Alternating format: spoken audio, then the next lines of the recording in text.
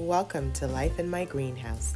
Today we're making a delicious homemade hot chocolate recipe. Are you a hot chocolate lover? Then get ready to dive into this world of chocolate decadence. This classic hot chocolate is rich and velvety. It's a timeless favorite made with cocoa powder, milk, and a hint of vanilla. And of course, we can't forget our star ingredient, chocolate.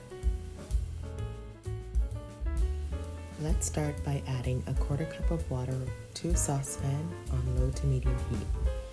Next, add 3 tablespoons of cocoa powder. Stir to dissolve.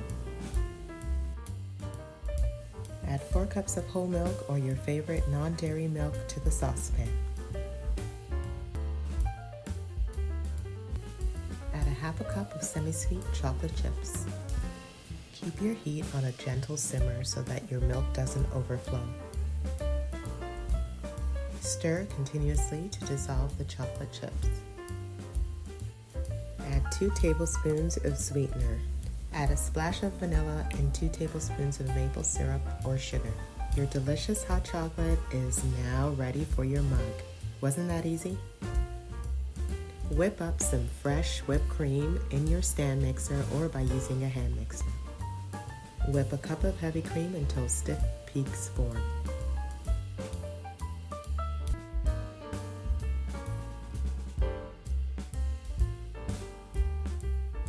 It's time to pour yourself a hug in a mug and top with fresh whipped cream.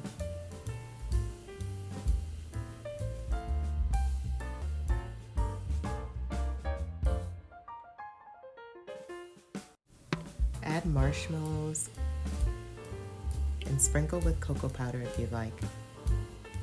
I personally love topping with cinnamon and nutmeg. The warm notes make me feel extra cozy. Thank you for watching Life in My Greenhouse. Can you do me a favor and like, share, and subscribe?